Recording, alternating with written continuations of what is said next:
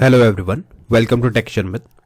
आज के इस सेशन में हम एंगुलर के रिएक्टिव फॉर्म से रिलेटेड एक और एग्जांपल कवर करेंगे, जिसमें हम देखेंगे कि फॉर्म ग्रुप के साथ में रेडियो बटन का कैसे यूज हम कर सकते हैं। इससे जो जस्ट पहले वाला सेशन था वहां पे हमने चेक बॉक्स को देखा, उसी तरह से अब हम समझेंगे रेडियो बटन के कॉन्सेप्ट को कि कभी अगर आपके फॉर्म में रेडियो बटन इंप्लीमेंट हुआ है तो उस सिचुएशन में फॉर्म ग्रुप कैसे हमें डिजाइन करना है, क्या उसका सिंटेक्स और स्ट्रक्चर रहेगा, ये सारी चीजें हम कवर करेंगे। बट सेशन शुरू करने से पहले जस्ट एक रिकमेंडेशन है कि अगर अभी तक आप लोगों ने पहले वाले सेशंस नहीं देखे हैं तो आप पहले उनको देख सकते हो, क्योंकि जो पूरा प्लेलिस्ट है एक प्रॉपर सीक्वेंस और सिंक में है। तो अगर आप उसको सीक्वेंशियली फॉलो करोगे तो और भी ज़्यादा इजी रहेगा आप लोगों के लिए ऑनगोइंग टॉपिक को समझना और उसको इम्प्लीमेंट करना, क्योंकि अभी हमारी मेन प्रायोरिटी है कि कैसे हम फॉर्म ग्रुप को रेडियो बटन के साथ इम्प्लीमेंट करें।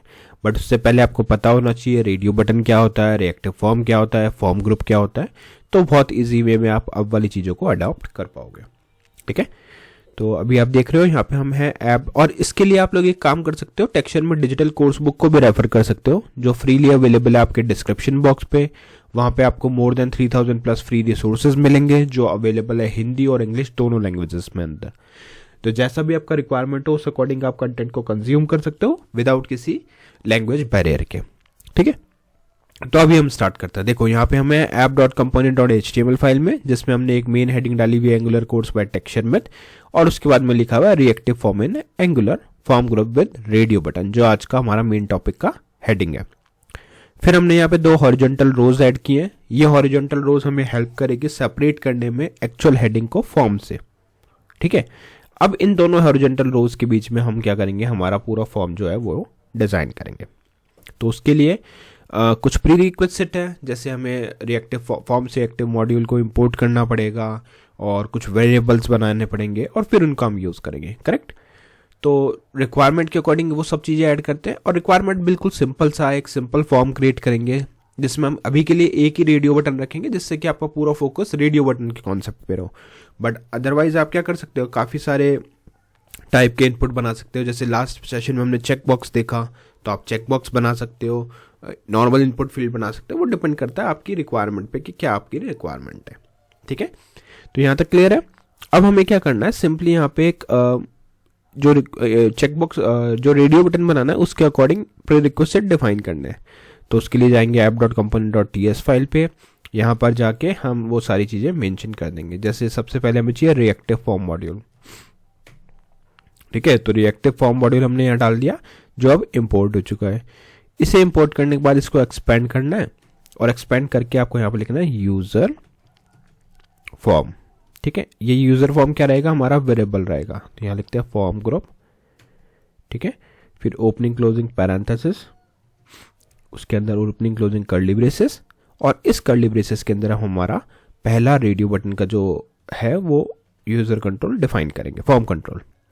तो सपोज हम बना रहे हैं एक जेंडर के लिए। ठीक है, तो जेंडर के लिए आप लिख सकते हो gender variable name new form control और एंटर। तो अब आपको ये सब चीज़ें पता होनी चाहिए कि क्या क्या यहाँ पे इंपोर्ट हो रहा है ऑटोमेटिकली, जैसे फॉर्म कंट्रोल हो गया, फॉर्म ग्रुप हो गया, रिएक्टिव फॉर्म मॉड्यूल हो गया। तो ये सब चीज़ें हमें पता होनी चाहिए, तभी आप इसको एक्चुअल में यूज़ कर पाओगे। ठीक है, और फॉर्म कंट्रोल में हमें इसकी डिफॉल्ट वैल्यू सेट करनी होती है, तो वो अभी हम करेंगे ब्लैंक। अब एक और इम्पॉर्टेंट, अगर आपको यहाँ पे वैलिडेशन लगाना है आप बिल्कुल लगा सकते हो। वैलिडेशन वाला प्रोसेस हमने देखा था लास्ट टाइम, तो उस सेम वे से आप यहाँ पे वैलिडेशन लगा सकते हो। और कुछ इंपॉर्टेंट टॉपिक रहा तो मैं वो यहाँ भी कवर कर दूंगा फॉर्म ग्रुप के साथ में भी। बट ओवरऑल आपको इतना क्लिक होना चाहिए कि कौन से टॉपिक हम किस लिए यहाँ पे यूज़ कर रहे हैं। ठीक है, तो आई थिंक यहाँ तक क्लियर है। अब हम सिंपली इसके लिए फॉर्म डिज़ाइन करेंगे, क्योंकि अभी तक तो हमने सिर्फ वो वेरिएबल्स बनाए जो हमें यूज़ करने हैं। तो उसको करते हैं सेव, सेमीकोलन से इसको करा टर्मिनेट। तो इस component.ts फाइल में मेनली हमने क्या क्या रखा, फॉर्म कंट्रोल रखा, फॉर्म ग्रुप रखा, रिएक्टिव फॉर्म मॉड्यूल रखा। ठीक है, अब आप जाओगे सीधा app.component.ts फाइल पे, यहाँ पे जाके आप लिखोगे अपना फॉर्म।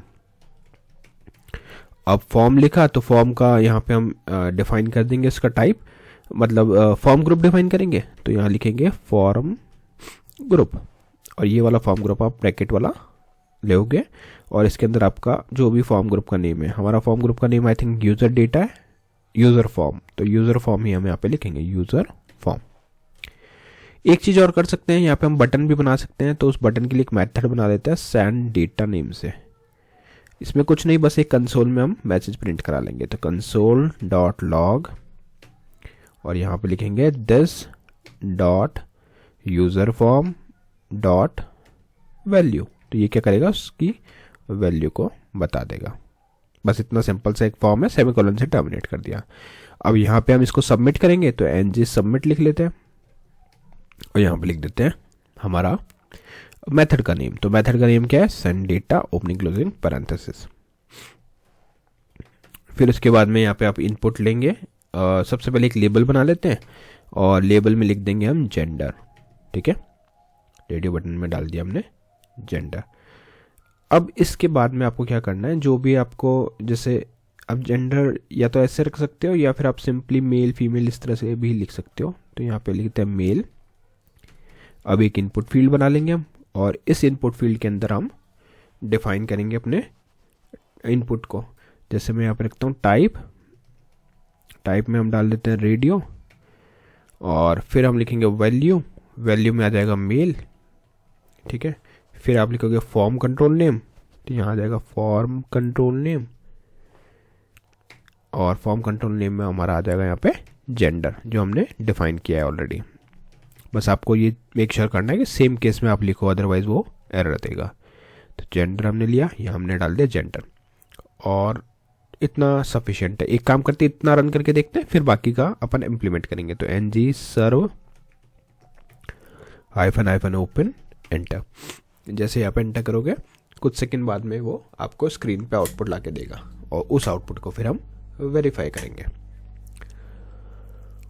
तो ब्राउजर ओपन हो गया। ब्राउजर पे क्या आया, एंगुलर कोर्स बाय टेक्सचर में reactive form in angular form group with radio button. एक हॉरिजॉन्टल रो है, यहाँ पे मेल है, उसके आगे का रेडियो बटन है और एक और हॉरिजॉन्टल रो है। तो ये अभी तक हमारा परफेक्ट लग रहा है। एक काम करते हैं, इसके बाद में एक और लेबल ऐड कर लेते हैं जो हमारा सेकंड जेंडर शो करेगा। तो यहाँ पे लिखते हैं लेबल में आ जाएगा फीमेल। ठीक है, और फिर आप लिख दोगे यहाँ पे इनपुट और इनपुट में आएगा टाइप एज रेडियो वैल्यू और वैल्यू हम इसमें असाइन कर देंगे अब की बार फीमेल। एक चीज आपको ध्यान रखना है, यहाँ पे जो केस आप यूज कर रहे हो ना सेम ही रखना, अदरवाइज वो बाद में कंफ्यूजन क्रिएट करेगा। तो जैसे मैंने कैपिटल रखा है फर्स्ट, तो मैं कैपिटल ही रखूंगा। कीवर्ड में तो आपको जो जैसा रखना है वैसे ही रखना पड़ेगा, राइट। और यहाँ भी हम लिख देंगे जेंडर।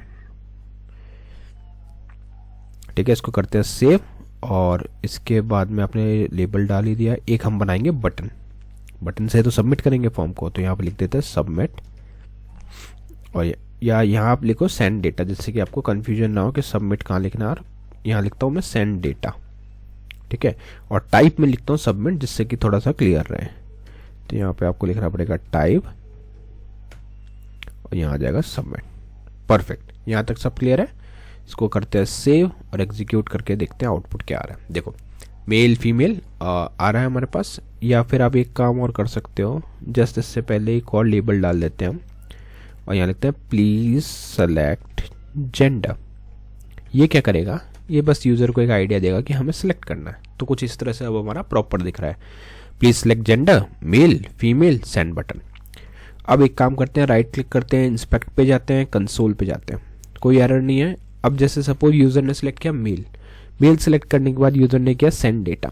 तो अब हमारा जो फॉर्म ग्रुप है उसका फॉर्म कंट्रोल का आउटपुट क्या आया, जेंडर में दिखा रहा है ये मेल। ठीक है, सिमिलरली अगर आप यहाँ पे फीमेल सेलेक्ट करते हो, अब ये रेडियो बटन है तो एट ए टाइम एक ही सिलेक्ट होगा। तो यहाँ पे आ गया फीमेल, उसमें अगर आप सेंड बटन करोगे तो अब आपका जो जेंडर है वो सिलेक्ट हुआ एज ए फीमेल। ठीक है, इसका मतलब जो भी आप लोगों ने सिलेक्शन किया है उस अकॉर्डिंग वो आउटपुट ला रहा है। इन केस अगर आप फिर से इसको रिफ्रेश करते हो और ब्लैंक में ही सेंड डेटा करते हो तो यहाँ पे ब्लैंक दिखाएगा, क्योंकि अभी तक यूजर ने कुछ भी सिलेक्ट नहीं किया है। ठीक है, ये एक्स्ट्रा इन्फॉर्मेशन है, बस यहाँ जेंडर में आप देख सकते हो ब्लैंक है। तो ये ओवरऑल स्टेप्स आपको फॉलो करने पड़ेंगे अगर आपको किसी भी फॉर्म ग्रुप के साथ में रेडियो बटन का यूज करना है। अब आई थिंक अब इससे आपको आइडिया होने लगा होगा कि फॉर्म कंट्रोल और फॉर्म ग्रुप में ज़्यादा डिफरेंस नहीं है, जस्ट हमारे को सिंटेक्स का थोड़ा सा ध्यान रखना है। जैसे यहाँ पे फॉर्म कंट्रोल पहले हम इक्वल यूज करते थे, बट अब इसके अंदर है तो उस अकॉर्डिंग हमारे को फॉर्म ग्रुप के अंदर है तो यहाँ पे कॉलन हमने यूज़ किया, राइट। अगर आप यहाँ पे इक्वल ट्राई करोगे तो वो एरर देगा, ठीक है। इनफैक्ट अगर स्पेस भी दोगे तो भी एरर देगा। तो ये कुछ ओवरऑल स्टेप्स थे जो आपको फॉलो करने होते हैं। आई होप आज का ये पूरा सेशन क्लियर हुआ होगा कि कैसे हम फॉर्म ग्रुप के साथ में रेडियो बटन यूज़ करते हैं। नेक्स्ट सेशन में हम बाकी टॉपिक डिस्कस करेंगे। So thank you for watching टेक्शन में।